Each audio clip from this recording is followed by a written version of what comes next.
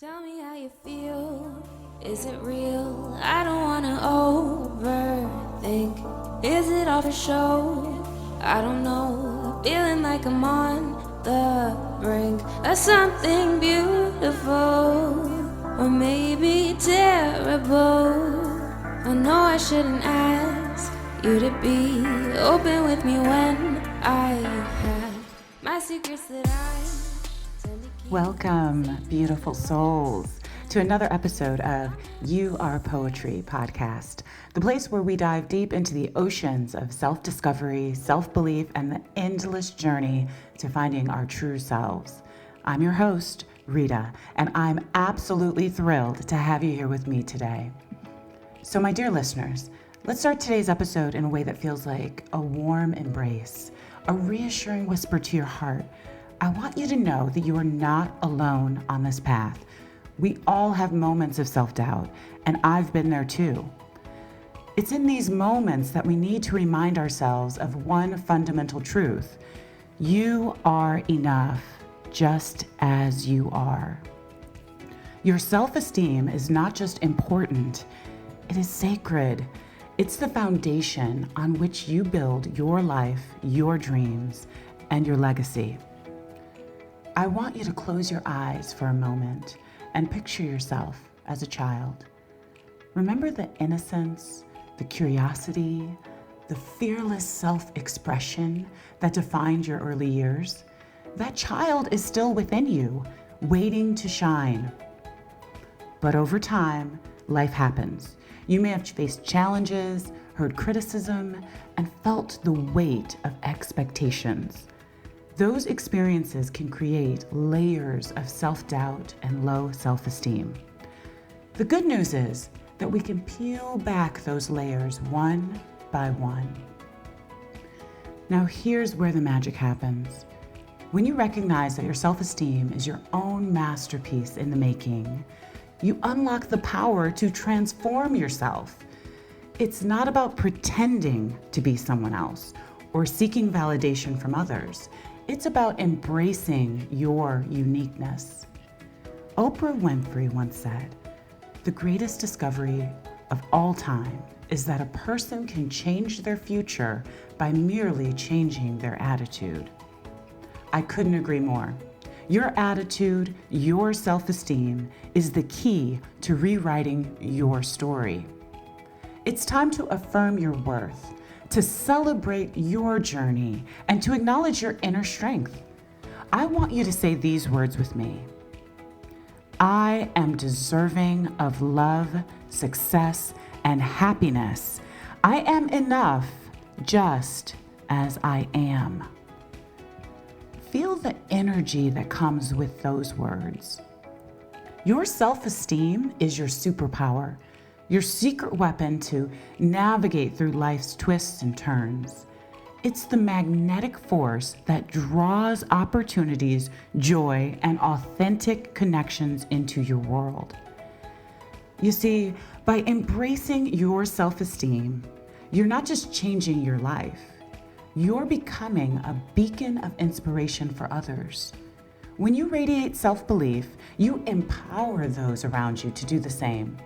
You create a ripple effect of positivity that can change the world.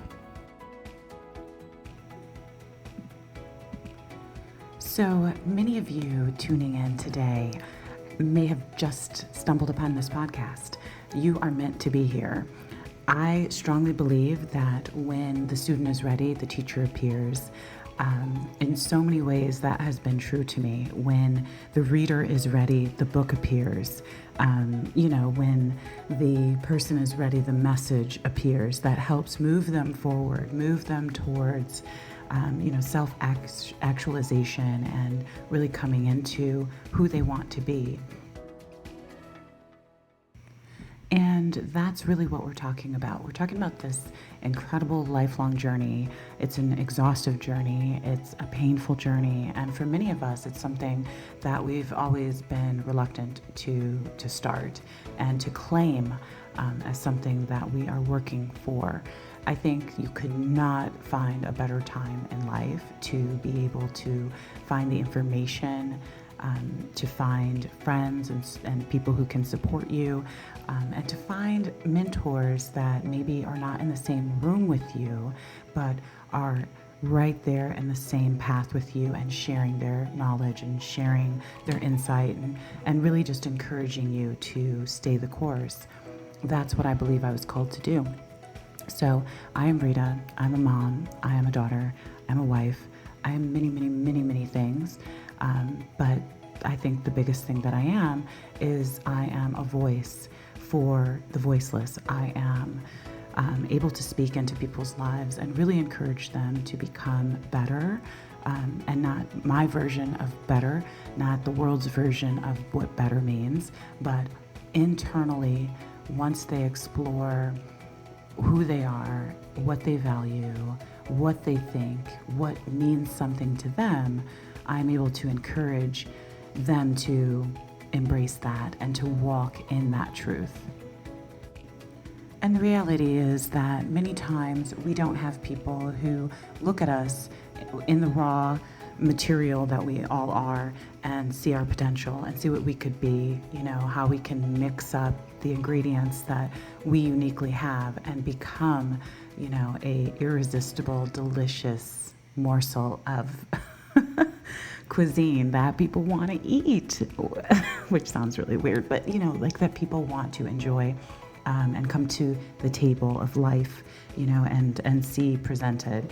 And in so many ways, I have been on a journey of acknowledging in others that there is greatness, that there is potential, that there are wonderful stories that can be uncovered. And I am on the segment of my journey where I am turning that lens a bit to myself and believing in myself and my potential and my ingredients and seeing what I can mix up in my bowl and turn myself into. Thus, this is our episode of You Are Poetry. I am a writer, and I'm a reluctant writer, but I've always had many, many words and many, many things to say. And this is going to be another iteration of that process of what do I do with all of those words? All of those words that come from, this deep inner reflective space of just really grappling with ideas and grappling with, hard topics and, different issues that I've uncovered over the years, and realizing that these micro conversations that I've had with different people throughout that time have given me all of these really incredible revelations about what to do with my own abilities. And that's an excellent place to start, because isn't the real truth that we always see other people's potential and other people's gifts so clearly, but rarely do we turn that lens to ourselves and really acknowledge that we have talents and we have abilities and we have things that other people need. And it's about time that we really, really learn how to get to a place where you can turn that mirror on yourself and love the reflection that you see. So this episode is about self-esteem and self-belief, and how it sounds a lot easier than it actually is to get to a place of having a positive view of yourself. So I grew up outside of Chicago in the suburbs, and I'll tell you a story about when I was younger. My first time I met somebody incredibly famous. I mean, the first time I was like blown away by this person. And I'll set it up by telling you that I went to a couple of modeling agencies that were in Chicago at the time. And you basically show up, you have a couple of headshots, pictures. At that point, I only had pictures. You just have pictures of yourself showing that you're photogenic, and you have your measurements, showing that you can fit into the designer clothes and things like that. And you show up with this folder and you come to an open call, and basically they line you up and they evaluate you. Essentially, that's what getting into the modeling game was all about. Well, I showed up at one of the open calls, and I was able to get sent out on one of my first bookings. So they kind of try you out, right? They want to know, perhaps you have potential, perhaps, something can come of it. So anyway, I am sent out on my first casting job in modeling, and I am sent to what many people know as Harpo Studios in Chicago. And I am having an opportunity to model for a episode of the Oprah Winfrey Show that was coming up.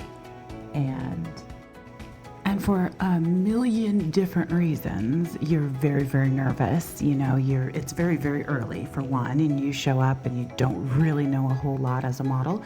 You know that you need to be fresh-faced, you need to have proper undergarments on so that you can try on the clothes, and you basically show up, to your appointment time early and make sure you have a snack and all of these 50 million other things that you have to think about if you want to be an aspiring model, right? So I show up at the studio, and there's probably about maybe 6 or 8 other models who are there. And we go in to the studio. It's all dark. It's kind of just like a back theater set area.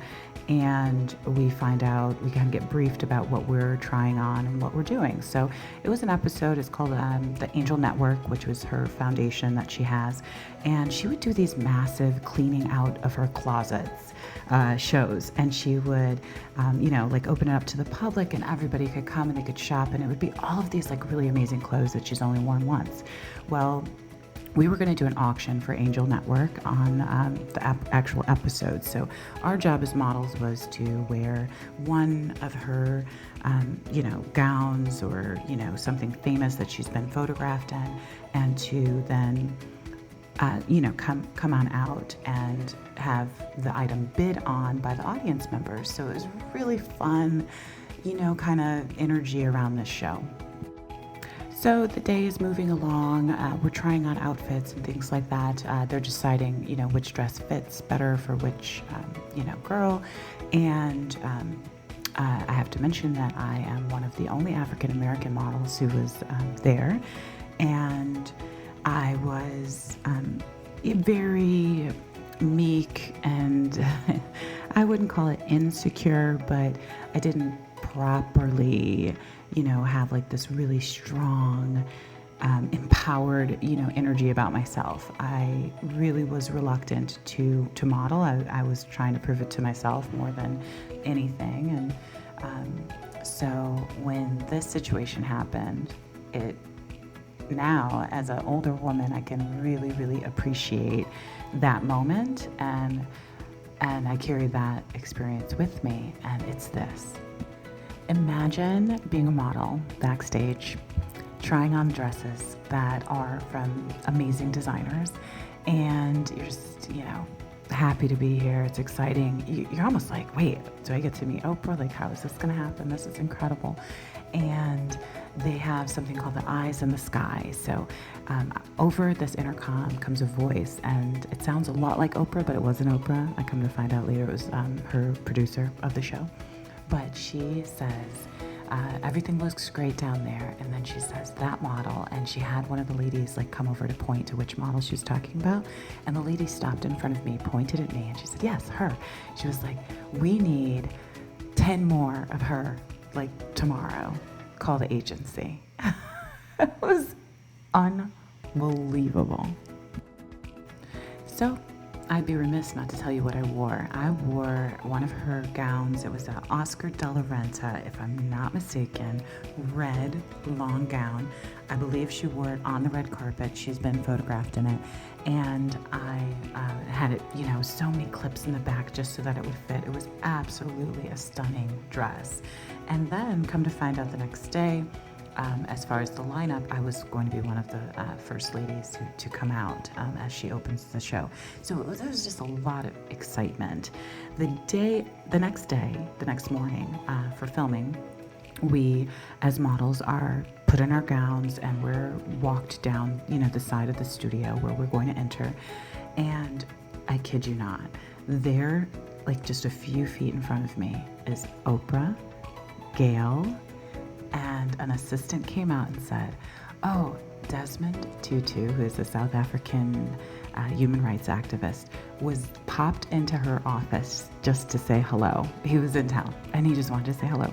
And so all of this energy was just incredible backstage, and I was just overwhelmed. I got to say hi to her. She gave me kind of like one of those like wrap your arm around your waist hugs, and she was like, oh my gosh, Gail, do you remember this dress? And Gail remembered the dress, and it's beautiful and just amazing. And I just, she told me I looked beautiful in the dress. I mean, it was everything. It was everything. If you guys don't know the height of Oprah's influence, of her success, of her ability to communicate and share people's stories and unravel, all of the issues of the time, she's the biggest person you could ever wish to meet, especially growing up in Chicago and having her, broadcast her show from Chicago. It was an incredible moment, and still is an incredible moment. But I share this moment because this is a really pivotal moment when I was able to get real-time feedback that didn't necessarily align with how I felt inside. We can define self-esteem as confidence in one's own worth or abilities, right? Having some self-respect. And I think that that's a great place to start, but I think that we all know that it's a lot more complicated than that, to say that you're confident that you know how to, walk the runway so you can model, or that you're confident to do a task and to do it efficiently, so all of a sudden you have great self-esteem. We all know that it's not that cut and dry. It's not as easy as it sounds. And I want to delve into why it's not as easy as it sounds, and how we can kind of get a grasp on understanding how self-esteem is affecting the story then that we are playing out in our day-to-day lives. And believe me, it is playing out in your day-to-day life, whether you're aware of it or not. Your level of belief in yourself is choosing your next choice for you automatically. It's incredible. It can make or break the direction that you carry yourself into, simply off of how much positive self-belief you hold in your heart for yourself. So let's talk about something, and it's called the inner child. It's a concept used in psychotherapy and spiritual settings to describe the young part of our psyche that influences how we think and react as adults. Thus, it's the inner child that's operating as we are no longer children. It can symbolize hardship, trauma, and even triumph we experience during our youth. The inner child can drive many of our emotions in our daily life, especially when we're unaware of it. You can think of your inner child as who you were during an important time in your life, someone you may have lost touch with despite their importance to you. When you lose conscious awareness of your inner child, you lose conscious awareness of a part of yourself. In turn, you may experience difficulty regulating your emotions and act from a regressed state when you get upset. An inner child wound refers to a damaging experience or repeated experiences a person lives through as a child. In turn, those experiences can result in unresolved aforementioned behavior that doesn't feel like it's in line with your true character. Inner child triggers they're not different than other triggers that we stumble upon. They're referred to as a trigger of events. These issues can be like simple examples, or they can be really disruptive.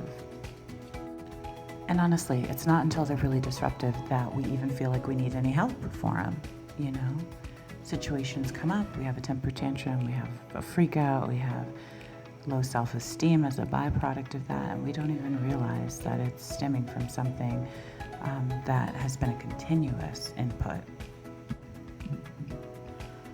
When the inner child gets triggered, you may experience behavior that doesn't feel like it's in line with who you really are, right? Because you're acting out of character, essentially. So there's a lot of things that can trigger that. And here's a couple examples. Abandonment in your childhood, somebody made you feel like you were left out or rejected. I know that happens a lot on the playground. You're not included in the games that they're playing, or kids, tease each other and things like that. Betrayal. You could feel deceived or let down by someone you trusted. Of course, your first interactions with your trusted people, your family, your mother, your father, your siblings, etc. Humiliation can trigger it. You feel embarrassed or ashamed in front of others. Injustice, feeling like you were treated unfairly, that happens quite a bit. That's something you'll hear kids, scream about, like, that's not fair. Why does my sister get this and I don't get that? Or why does he get this and I don't get that? Neglect, feeling ignored or unimportant by someone that you care about. Being ignored is a really big one, and it's something that maybe we see acting out as this need to be affirmed publicly, on social media, where people are liking all of your pictures and they're validating you externally, because perhaps your inner child felt, invisible on a big degree, and now as an adult, you're or an older person, you're acting, in ways that can get you more of that attention that you were craving when you were a child, right? Rejection can trigger it, like when you're feeling unwanted or unloved by someone. That's a big one. How many of us have all gone through heartache and heartbreak and unrequited love and stuff in our childhood? And of course, shame, feeling guilty or embarrassed about something that you did. I know that I've made mistakes in childhood, that you have to admit to, and you can feel shameful about it. I know I took a piece of candy from a candy store one time, and I felt an incredible amount of guilt and shame about it. And then my parents, of course, made me return it, and then there's that whole feeling, very vulnerable and exposed, to show your parents that you're not their perfect little child. So there's just so many examples of ways that these things that happen within our childhood can be triggering us and shaping our stories and our behaviors as adults. So why am I talking about this? The inner child, right? What does that have to do with your self-esteem?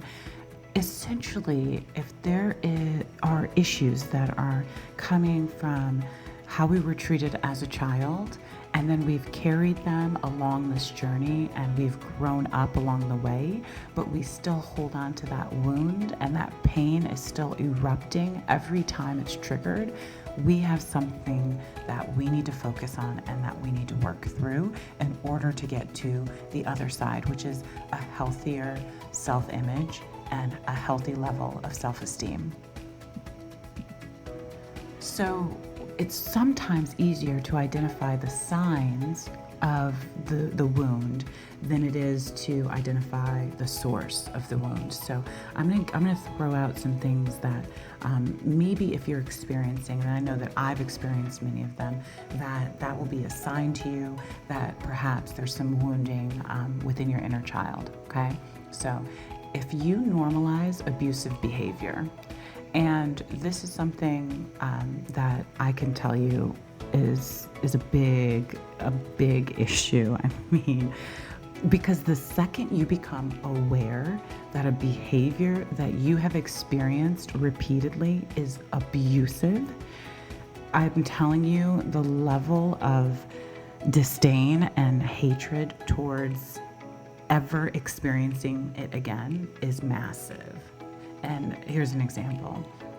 Yelling and screaming in your household as a parent, or just with your partner, with your children, whatever the situation may be, yelling, screaming to make your point known, or just to let the steam out of your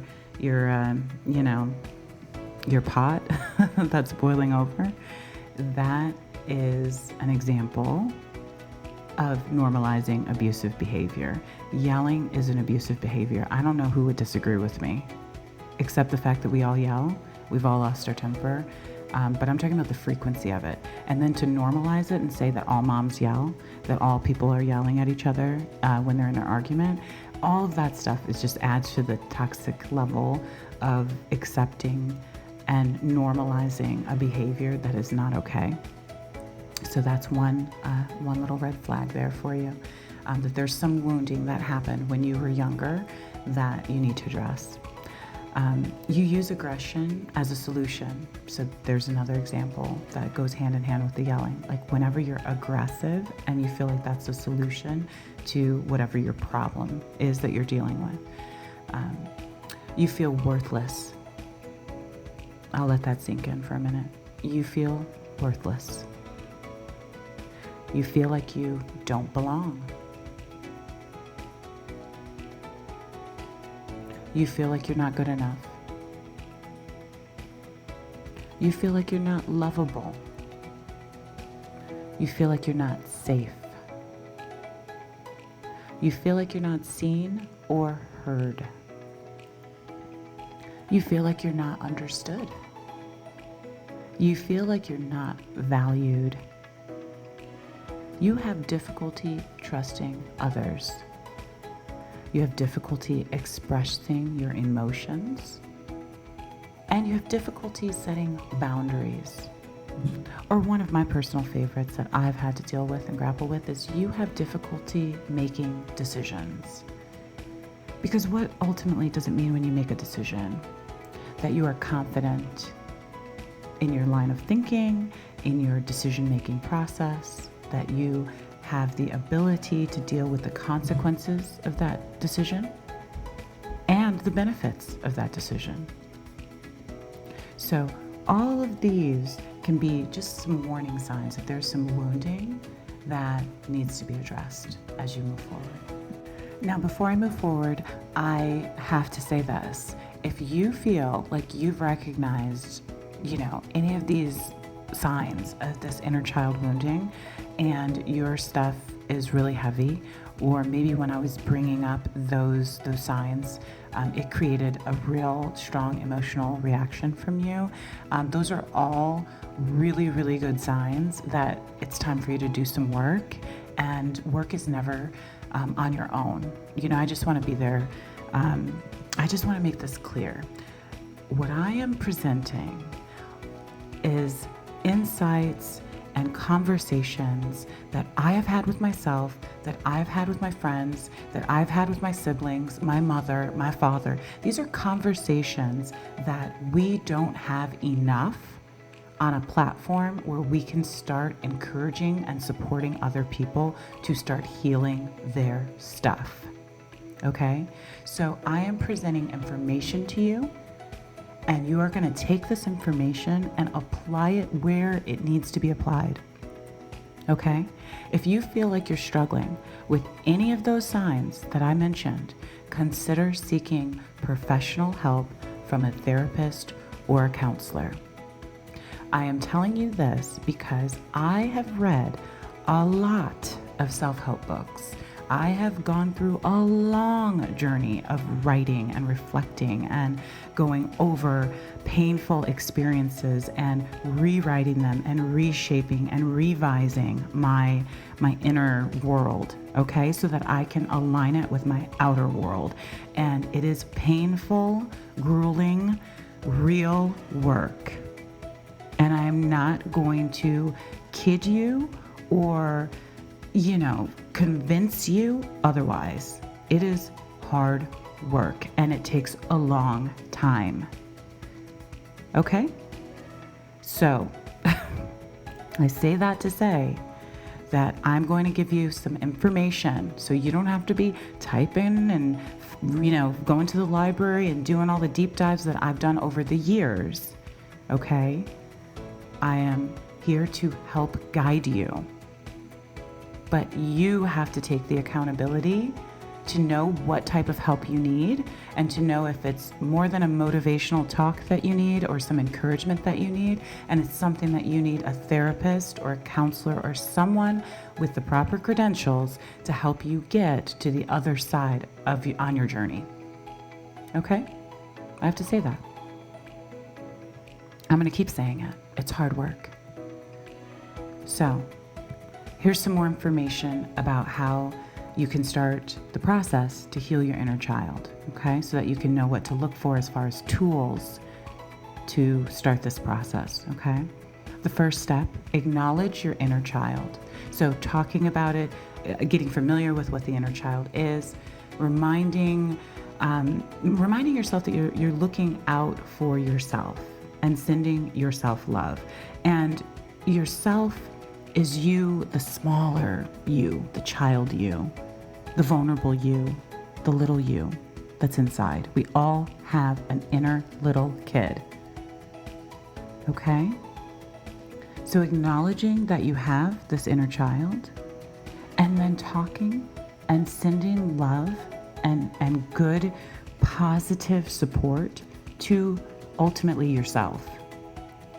Okay? Another step that you can do is hugging yourself daily. And a hug can mean lots of different things, right? I have the funny experience where my daughter hugs everybody and she gets it from me. I hug everybody. I've gotten to a point now where I ask for consent. I'm coming in, I'm a hugger. If you want to hug, I want to hug with you. Okay? But some people are huggers and some people are totally not huggers. So when I say hug yourself daily, what I'm actually talking about is the feeling of a warm hug. And whatever that feeling and how it's generated really doesn't matter. But the fact that you're going through the ritual of doing it on a daily basis. Okay? So my warm hug for the day could look like sticking to my workout class that I have scheduled. That's giving myself a big old hug and saying that I support you. And I support you because I show up for you. Right? A hug for yourself can be, taking a nice warm shower or a nice warm bath. Hugging yourself daily is important, okay? To start to heal and acknowledge yourself, that inner child inside of us. Something that's also really helpful is picturing a happy childhood moment. So if you can go back in your memory and you go to this space and you're gonna, look for the feeling, right? Of being safe, being calm, right? Go back to a moment, a happy childhood moment, and enjoy it. Stay in it for a little bit. Enjoy it. That's such good therapy for you. Another thing, write yourself a letter. Write to yourself. Write to yourself.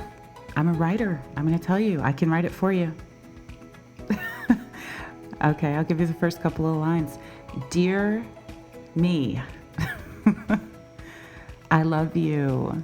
I haven't treated you with the respect, with the love, with the patience, with the understanding, with any of the things that you were screaming out that you needed. I have not treated you like I love you, and I am so sorry. I am so sorry that I have not been there for you, that I have allowed you to feel lonely, to feel isolated, to feel unlovable, to feel less than what I really need to see you as, which is the most important person to me. I am sorry. Please forgive me. I am learning, I am growing, and I am showing up for you now. It is not too little too late. It is not past the time that, you needed me and I wasn't there for you and I'll never be there for you. I am asking you, I am begging you to give me the opportunity to love you correctly, to learn how to love you in the way that you deserve. There you go. Start there. Rewind this, write it down. I promise you, if you close your eyes and talk to yourself, whether you write it down, writing is very powerful, but whether you write it down or not, talk to yourself. You are probably like many people, always trying to make stuff right for other people, trying to make people comfortable, trying to make it okay, trying to, have an excuse for everybody else's behavior. And I am here to tell you that until you give yourself the proper attention, you are not going to be the best version of yourself. You're just not. Okay? Because you carry you into every situation in life.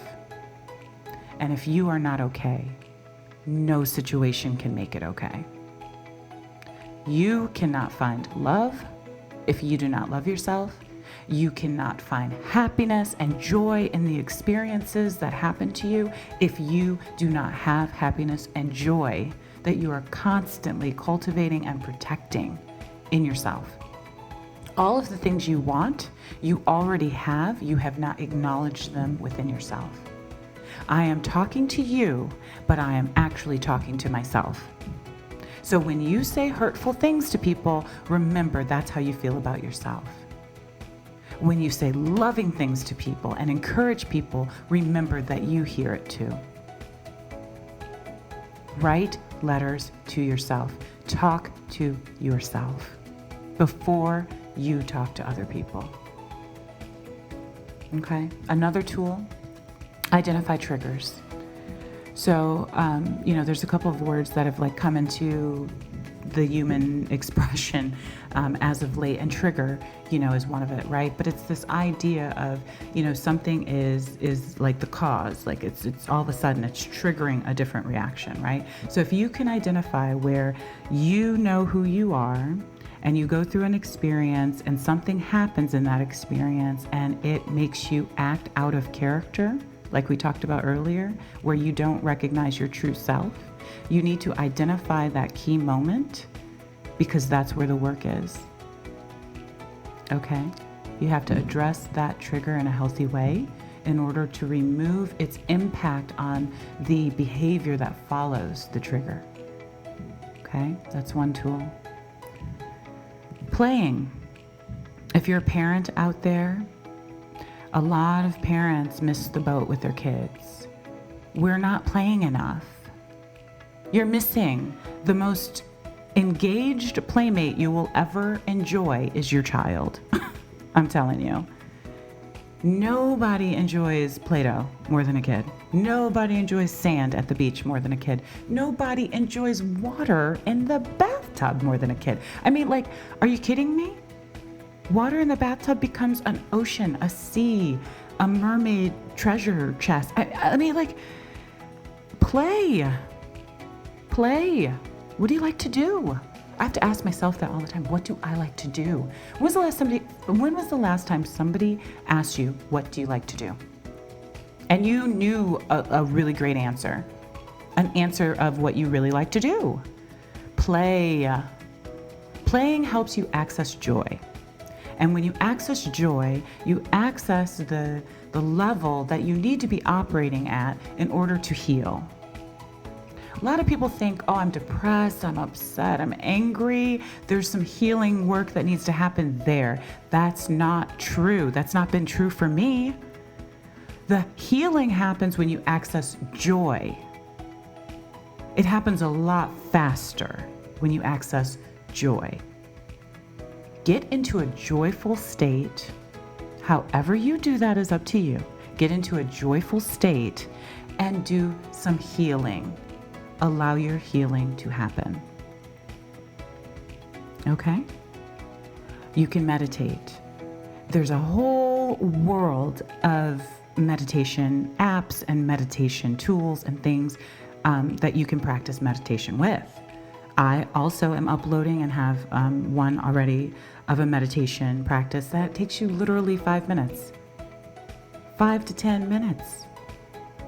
You can give yourself a hug. Give yourself 5 to 10 minutes, okay? Also, the writer in me wants to encourage you to use the tool of journaling, okay? Writing down your thoughts and feelings that help you process your emotions. Show me someone who knows how they feel, and I will see that they have been writing and they've been expressing their thoughts in some way, some shape, some form. Because there's no way that you can understand the vast depth of what you're feeling if you don't try to put it into something concrete, which is like words. And if you can't use words, draw pictures. And if you can't draw pictures, plant some plants outside. I mean, therapy comes in lots of different forms, and we can't be so closed-minded to think that there's only one way to healing. So I really quickly looked up, like things that can really significantly impact our self-esteem, okay? And according to the Mayo Clinic, some common triggers that can affect our self-esteem include a work or school presentation, a crisis at work or home, a challenge with a spouse, a loved one, a coworker, or another close contact, right? A change in roles or life events such as job loss or a child leaving home. These situations can cause us to doubt our abilities, feel inadequate, and question our self-worth. And over time, these negative thoughts and feelings erode our self-esteem and lead to a negative self-image. Why is that important? How the world sees us is a large part of how we see us, but it can't be the only determining factor, or it would be world esteem, public esteem. That's self-esteem. So, as we cannot look to the world to tell us who we are and how we should feel about ourselves, who's going to do that job? Whose job is that? That is our job. That is your job. You are going to decide how you see yourself. And that means by any means necessary of working through your stuff and getting that healing and presenting your best self. So how do you start doing that, right? Everyone will tell you to have positive self-esteem, but how do you actually do it? What are some tools? Well, I looked it up for you, saving you some time. Psychology Today and Psych Central, they have some ways, some tools that can help build self-esteem in real time right now. Okay, let's start going through them. Be mindful. I have a whole video about recognizing negative self-talk. I felt like that was the perfect place to start with my content on YouTube.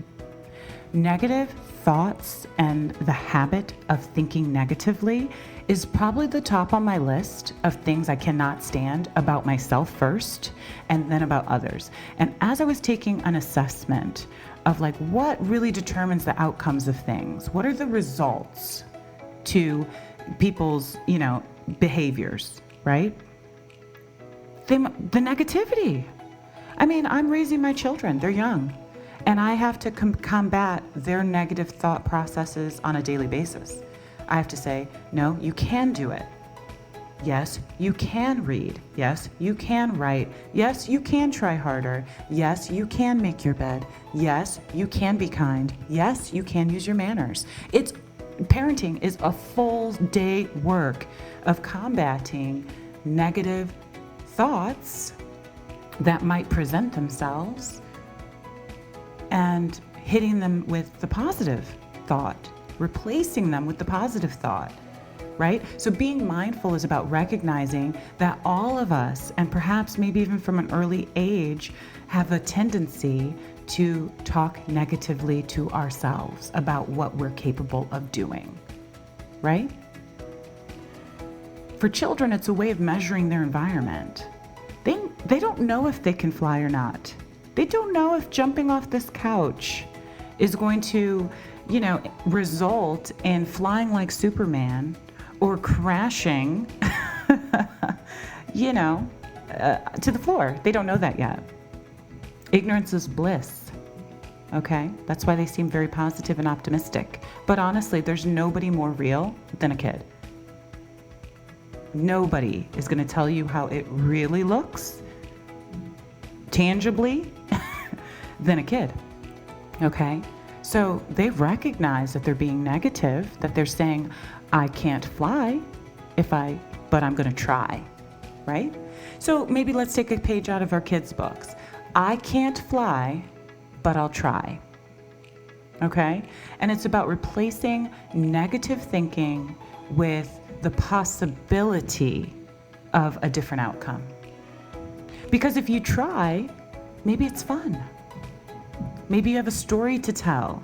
Maybe something comes out of trying. Maybe we need to focus more about the trying in life and less about the end result of I succeeded or I never started, right? Like, we should be looking for the triers in the world. I have sat down at my desk. I have accumulation of all my thoughts and my words and my ideas that I think would be helpful. And I am trying out a podcast format. I'm just trying.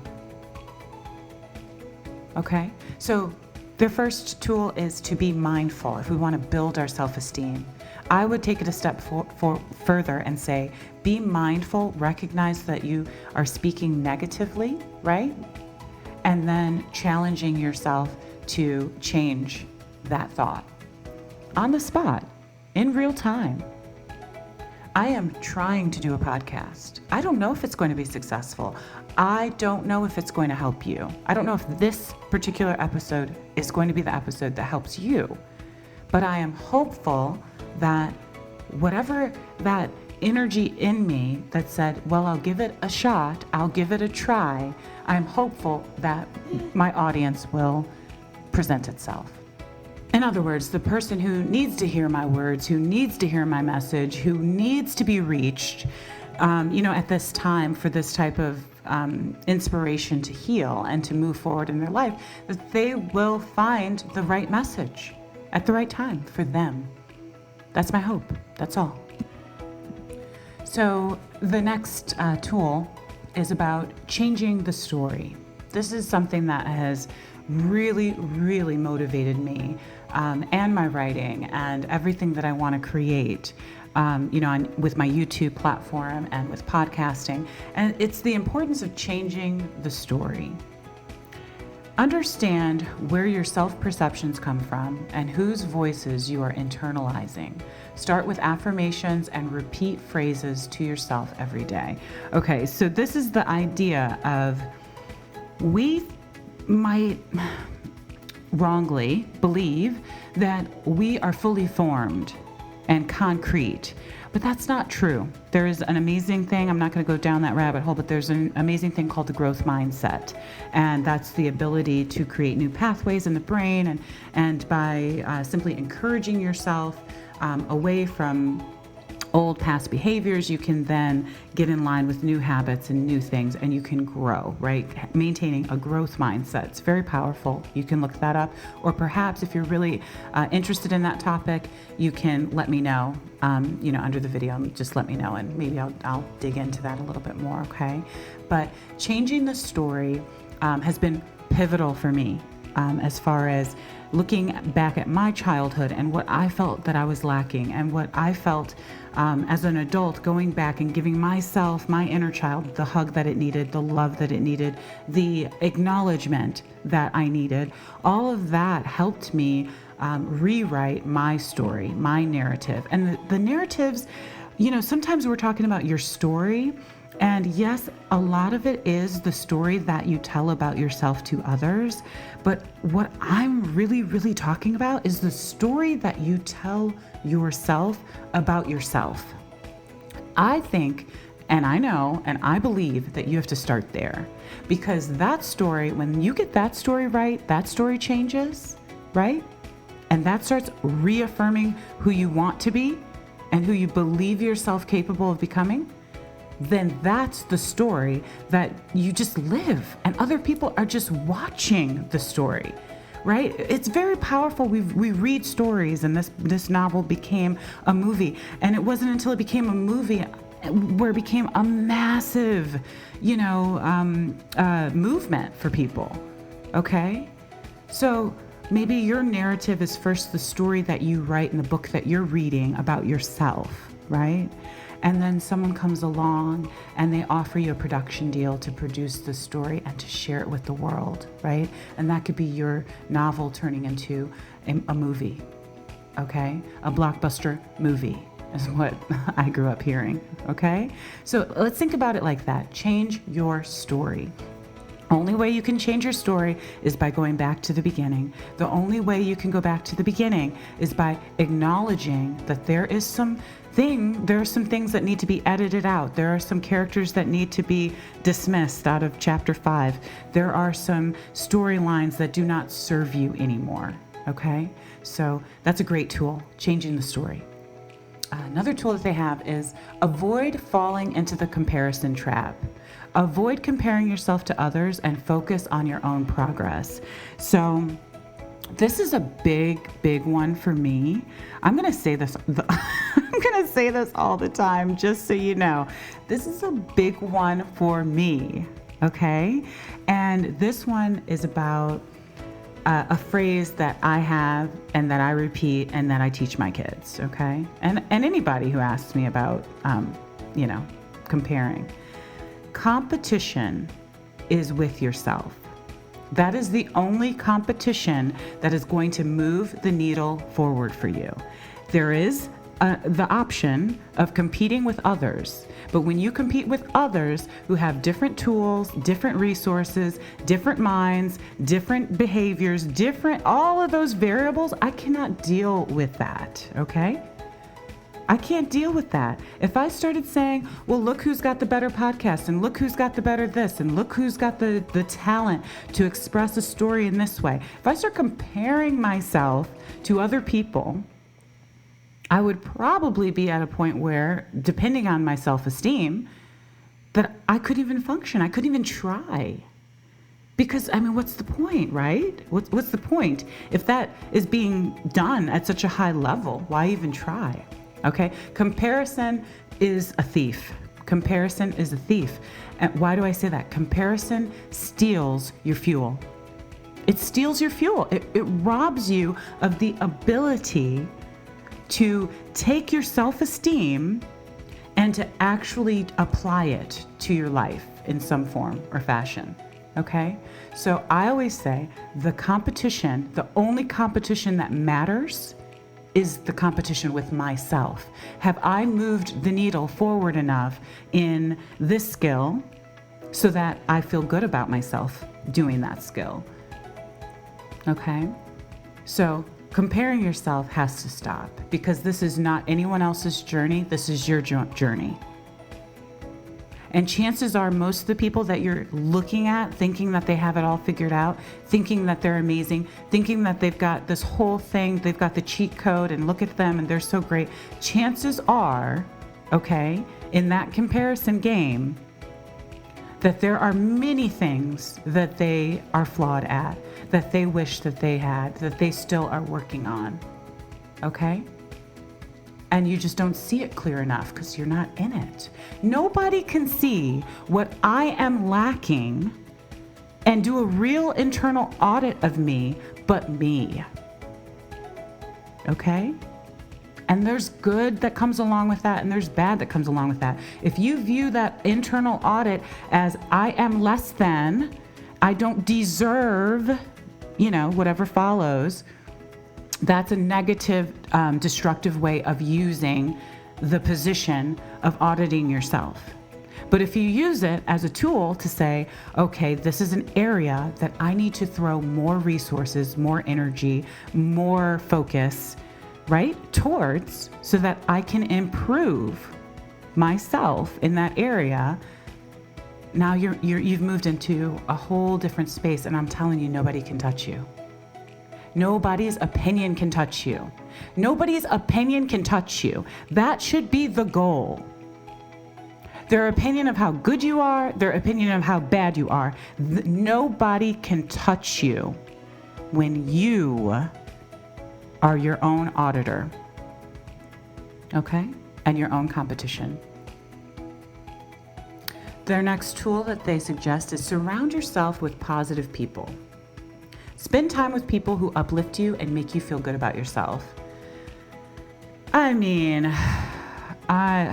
even know if I have enough time to unpack this.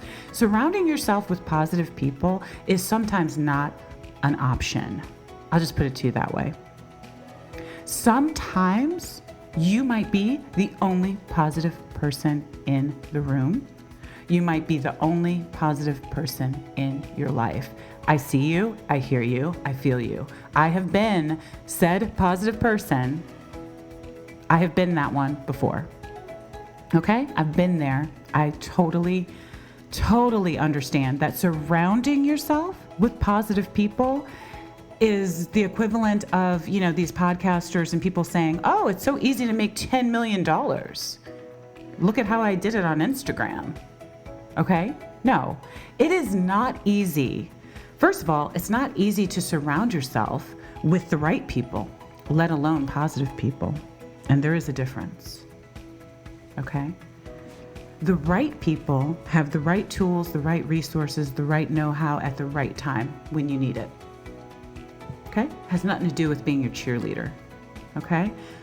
The positive people, those are different.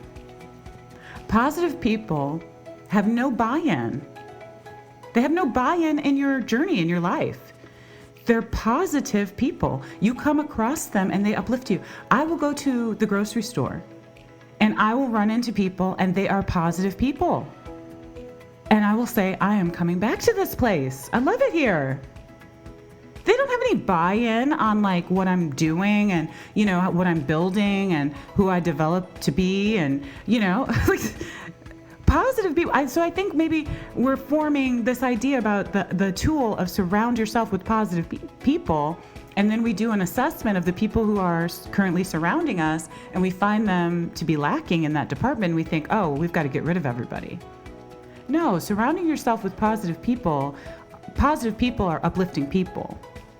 I'm a positive person for you. I have no buy-in on what you're doing. I have nothing, I gain nothing from you succeeding or not succeeding. I'm going to continue to spread my message, okay? But I am a positive influence in your life. I'm one of the people you can count to surround yourself with because I am talking to you right now. You're listening to me.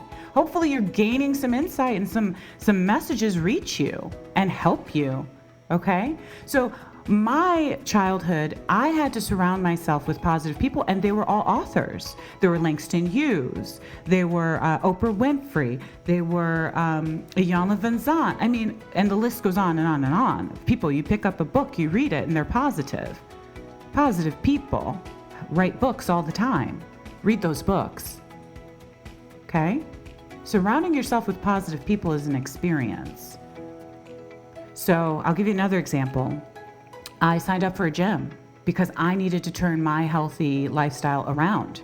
I was not happy with where that needle was for my own health.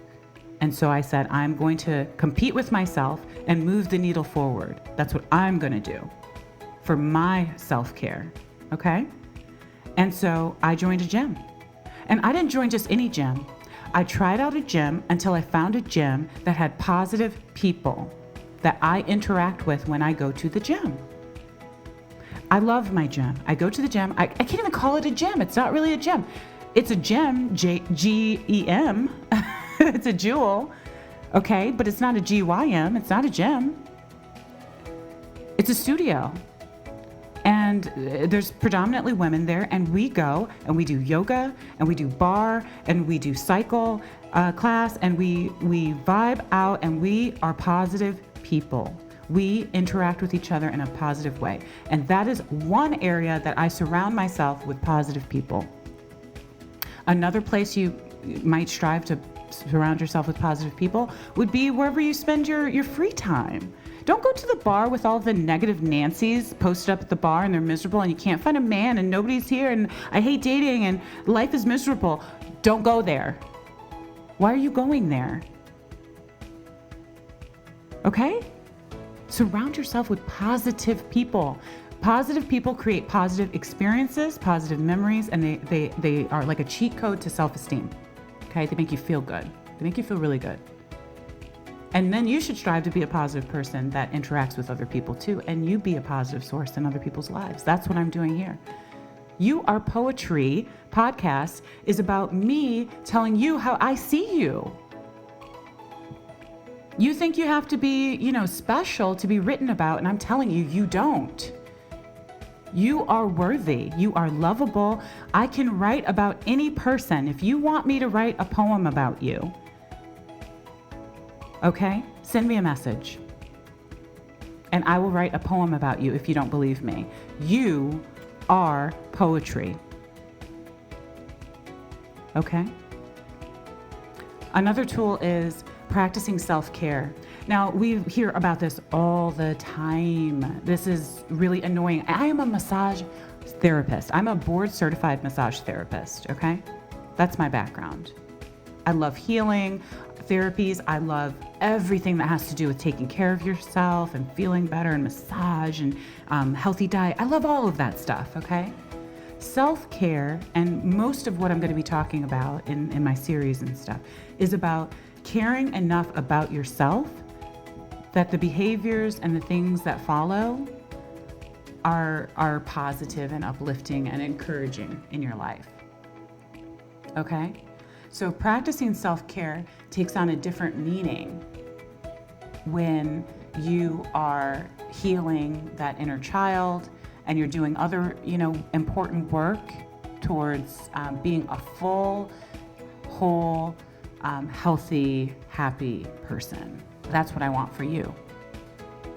Okay? So practice self-care. That will improve your self-esteem right away. Exercise, eat well, get enough sleep, you'll feel better. I'm a mom, so I was really, really exhausted for many, many years at the beginning phases of, bringing newborn home, and just parenting and getting a rhythm for your day and like all that stuff. It's very exhausting work, okay? Shout out to all my moms. It's very, very exhausting work to be someone's source, okay? And that's what you are as their parent. You are their source for many, many, many years, okay?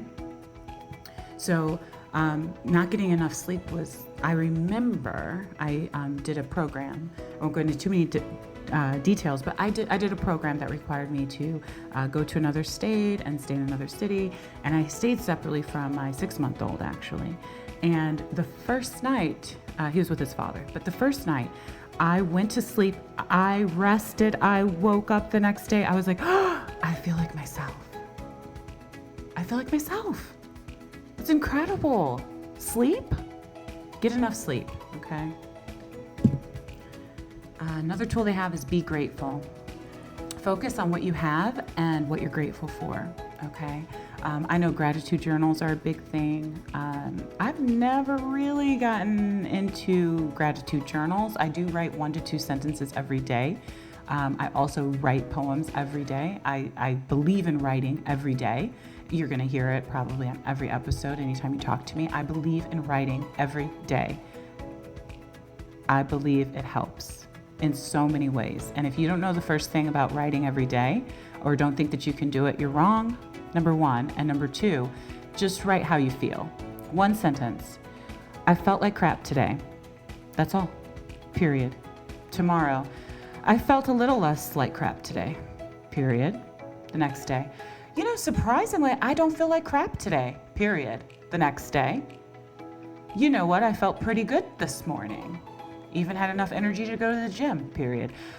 I'm telling you, you write 1 sentence every single day and it will at least give you a thermometer of where you've been, where you're currently at, and hopefully where you're going next. Because as you start to look back and read the sentences and read what you wrote and read the states that you were, the different emotional states that you were in, right? You're gonna start feeling some kind of way about that. You're gonna start feeling some kind of way that I went a full solid 3 weeks writing the same sentence, I feel like crap, period. Then hopefully with your self-esteem improving, you'll say, I'm not gonna feel like crap, period, for another day, another minute, another second. Today, I'm gonna decide to feel good. And how am I gonna do that? I'm gonna keep practicing these tools that Rheta's presenting, okay? So be grateful. And I know it's hard to find something you're grateful about, especially in the midst of not feeling very happy. And a lot of people are out there not feeling very happy. I get it. But being grateful, there's this idea, there's this prerequisite to being grateful that you have to be happy first. That's not true. You do not have to be happy to be grateful. Actually, you could be pretty miserable and still find one thing to be grateful about. That perhaps this miserable stuff will come to an end and I will stop feeling so miserable, right? optimism. It's hope. It's not toxic positivity. It's hope. Okay, they have another tool. Set realistic daily goals. We can go down a this is long enough. I'm talking a lot, okay? But we can go down a long road about setting daily goals and what that means. And there are some really amazing people who are really great at setting goals. And goals, can intimidate some people. It can be really motivating for other people.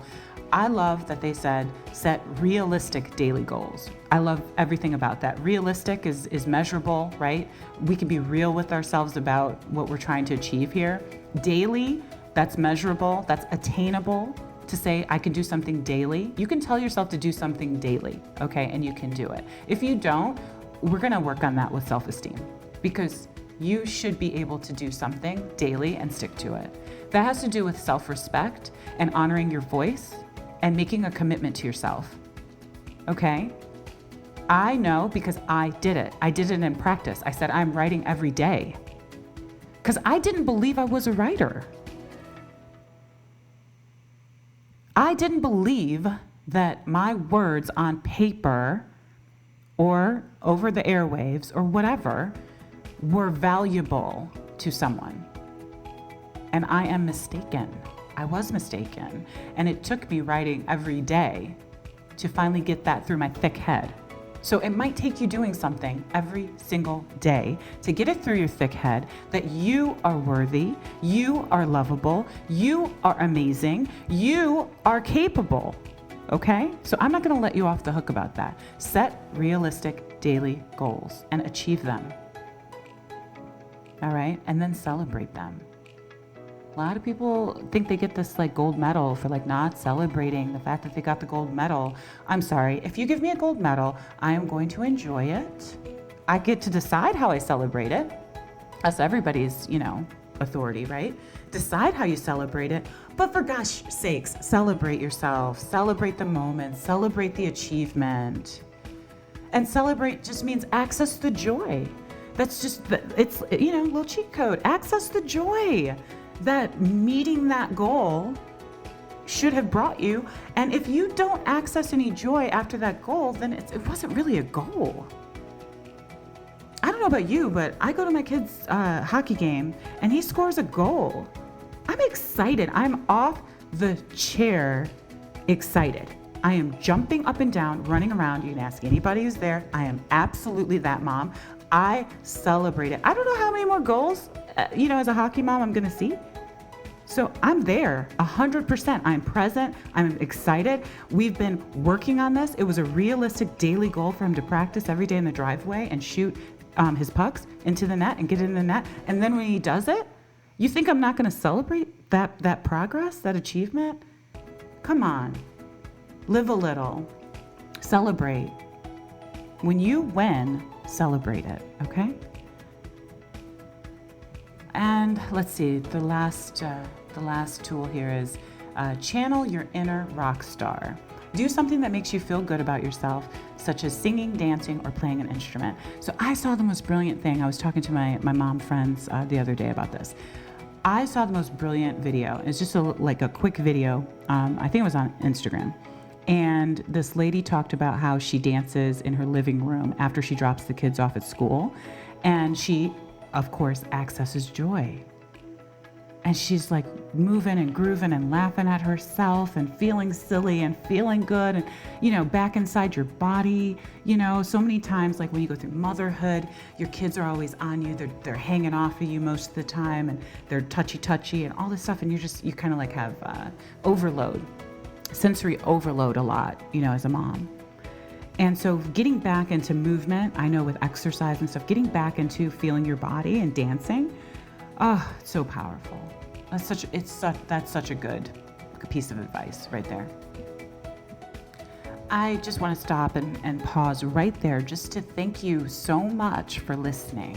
Okay, this is my first podcast episode that I'm going to upload. There's going to be many, many more. I have a feeling that what I'm talking about and the conversations that I'm having, that I've had privately with lots of people, and it's been very, very helpful. I feel like this is a wonderful opportunity to have these conversations, these insights and stuff to be shared so that more people can benefit. So if you enjoy so far, and thank you so much for hanging in there and listening and hearing me out, and what I have to offer. If you enjoy this, if you could help me grow, that would be amazing. If you could share this with someone who you feel that they could really benefit from this message, that would be amazing. If you can like or subscribe and just, join my community that I am building, that would be incredible. And I would be eternally grateful to you. And it would also be really helpful as we create more content and dive deeper into subjects that we really want to have some discussions about. So I wanted to take a moment just to say thank you. Thank you for hanging in there and listening and hearing me out for this amount of time right now. And let's move forward, and I'm going to offer up some more important content here.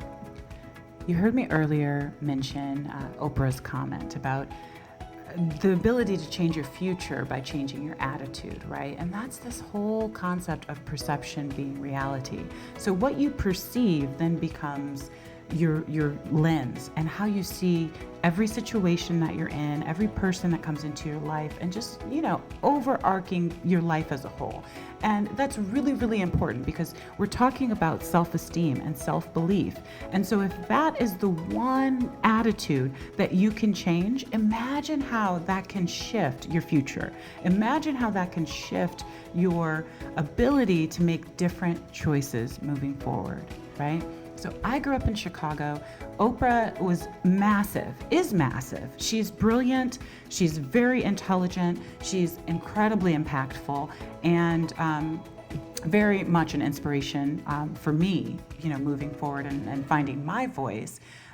But also, she's really inspiring just as a person. I'm not going to go into all of the details of Oprah's journey, but I will say that there's a couple of things that really have impressed upon me her ability to tap into her own self-belief in spite of what other people believe about her, and to offer up her gifts to the world. And that would be, just the whole idea of her working her way up through broadcasting and then getting her own show, and really fighting for the ability to tell people's stories that I would say were not mainstream stories. They were not stories that everybody was picking up and found to be really interesting or exciting. And in many ways, I experienced her show on the level of just women expressing what their experience has been, and then how they've grown from that. And so in my mind, she's kind of this figure that is not only inspiring just personally, but she's inspiring the way she gives a platform and gives her audience the stories that we really could care about and should care about. And they don't have enough airplay, or they don't have enough of a platform, on their own. She's so unique in that way. And I think about that all the time as a writer. So I write poetry, and people have always asked, where are you coming from with your writing? And it all comes back to, in any of my writing, in any form, in almost everything that I'm going to do, there's going to be one common thread, and that is to know that you are worthy, okay? That is probably going to come through in any form of writing, and anything that I produce, and anything that I create. That message is going to be an underlining theme. And that is because I believe that at my core, that you don't actually have to do anything special to be worthy of love, to be worthy of being acknowledged. And that is just such a powerful driver for me. And that's why I'm inspired by Oprah's journey and what she created in Chicago, and what I'm kind of a product of as I start to find my voice in the podcasting world and stuff, and basically just finding the courage to do it, right? So many people have really wonderful gifts and they never share them. And we're really, as a human experience, as a human population, we suffer because people do not share. I believe that that's at the core of why there is so much suffering. So to touch on Oprah just one more time, and it's actually really natural to talk about Oprah in this setting. I'm stuttering because, first of all, I'm almost doing a podcast episode about Oprah. I didn't anticipate that. But again, surrounding yourself with positive people, surrounding yourself with mentors who are doing things light years ahead of where you can see yourself is really, really important, right? I see Oprah as, a larger than life storyteller, essentially. And the stories that she has helped facilitate over the years have formed my thoughts about things and even my thought about the ability to talk to people about what they're going through. I mean, Oprah's pretty much paved the way for other podcasters and people to motivate and inspire and to talk and speak about issues that really are universal and that are really, really important for us to dig under the surface of, so that we can understand why we're doing what we're doing, right? That's the whole point, is to get some insight. And why did we behave that way? Why did we make that decision? And what does that mean for us? And whether it's something that we need to learn from as a cautionary tale not to do, or it's something that we need to appreciate more, so that we should be more like that. And I feel like her show, and her ability to put the show and present the show together and to share it with us was so important and so pivotal in the storytelling arena that I am inspired by her. So I am talking about Oprah Winfrey. And she is a well-known media executive. I'm not even gonna say, if you don't know who she is. Everybody on the planet should know who she is. That's it. I'm not going to say that you don't know who she is. Oprah Winfrey, talk show host, media executive, mogul, actress, philanthropist. She has been open about her struggles with self-esteem, and she's shared her journey to help others.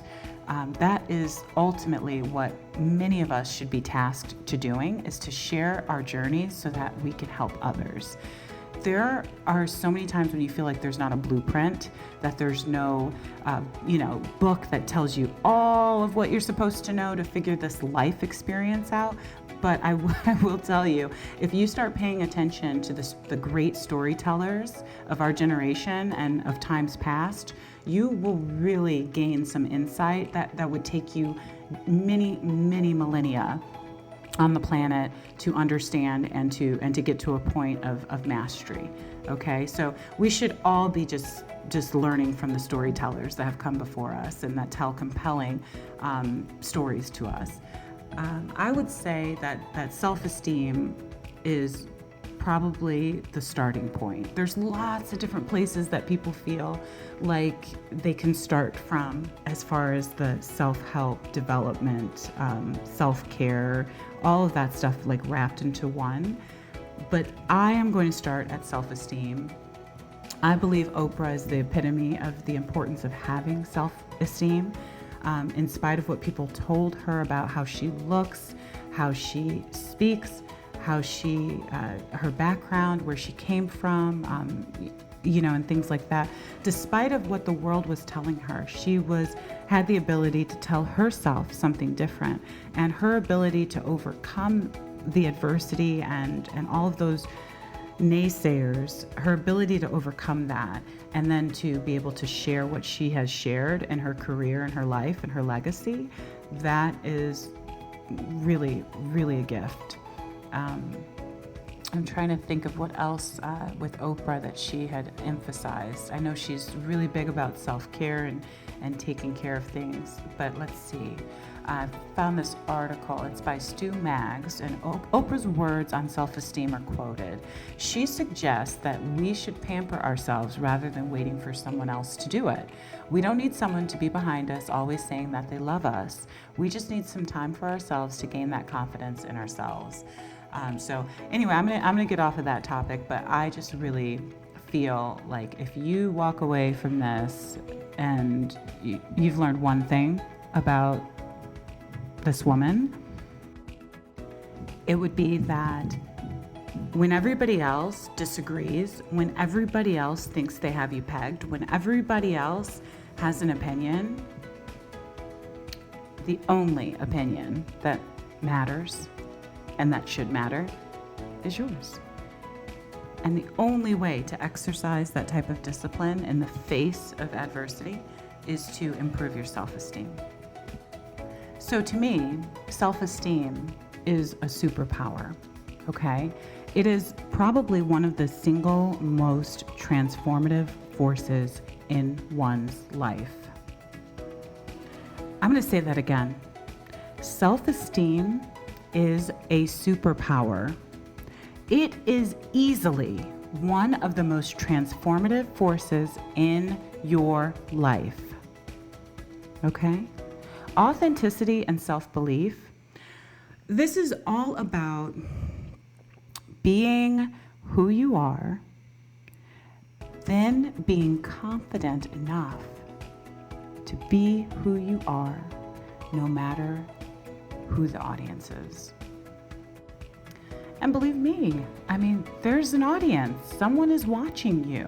I always say, you know, your kids are watching you, your husband, your wife, your partner, your family, the people who you come into contact with daily, they're watching you. They're experiencing you, okay? So starting from the place of, I have discovered who I am.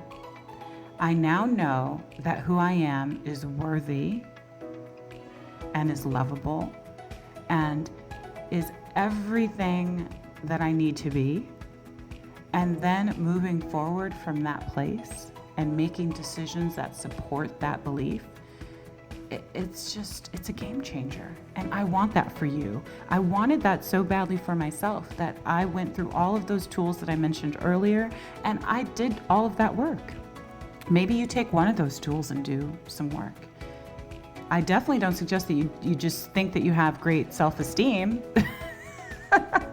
and don't do anything about it, you know what I mean? Or that you think that you have horrible self-esteem and don't do anything about it. I mean, the point is, self-esteem can change your life, and it will change your life, but you have to have some type of an awareness that self-esteem is not this idea of what you're presenting to the world all the time. Self-esteem is truly how you feel about yourself inside. And we can see the symptoms of that based off of the behaviors, but ultimately the truth is going to lie somewhere in between the behaviors and yourself. Once you've done kind of that underlying work of believing in yourself, of trusting yourself enough to be vulnerable and to expose those weaknesses of character and things, and kind of doing the rebuilding and the rewriting process, once you get to that point, now the whole idea is just spreading that, and that ultimately becomes positivity. Somebody walking in their authenticity, walking in a strong positive self-belief, they now become, like I spoke on earlier, they become a beacon for others. You become the walking prayer, I like to say. You become the example for others to see what it looks like in real time, in real life, to have a healthy, positive self-image of oneself. You then have the task, I am tasking you with the ability to go out into the world and to do some positive things, to do some positive work, to be positive and uplifting, to be part of somebody's soul tribe, okay?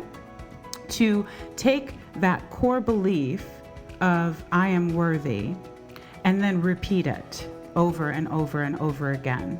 for other people who do not yet feel worthy. That is what I am tasking you with. Because that is how we are going to move the collective needle forward and change the world. It's not just changing ourselves and enjoying that change. It's changing ourselves and spreading that change across the planet. I am going to affirm it with you, okay? It's time to affirm it, and we're going to affirm it again. We did this earlier in the program. I'm going to say it again. It is time to affirm your worth, to celebrate your journey, and to acknowledge your inner strength. I am deserving of love, success, and happiness. I am enough, just as I am. I am poetry. So we have, on our very first podcast episode of You Are Poetry, we have unpacked a massive piece of work that we all collectively, can do together. And it all really begins in just the acknowledgement that self-esteem and our self-belief is the cornerstone, the keystone to everything else that proceeds, that comes later. You know what I'm trying to say. What I'm actually trying to say is thank you. Thank you for trusting me for all of this time with your attention, with your heart. Thank you for being, the motivator really for me to continue on this journey and to upload content that I feel that I needed at some point and that I have gotten over the hill and I think I have some good insight about that I am ready to share with you so that you don't have to struggle as much as I struggled. You don't have to cry, hopefully, as much as I've cried about stuff. You don't have to feel like you don't have someone and feel lonely like I felt. A lot of this self-healing journey for me has been an isolated, a lonely, and a very curious journey. And so in that regard, I want to thank you so much for taking your time and understanding at least where I'm coming from with my messaging. And I look forward to our next episode. I know that we're going to talk about something that really is inspiring and that really moves the needle forward for all of us. And I have a feeling it's probably going to be in regards to the next step, which is, having self-esteem is great. And it's definitely like an ongoing journey. But I think the next step beyond self-esteem is going to be the ability to craft your story, right? The ability to rewrite and redefine who you are.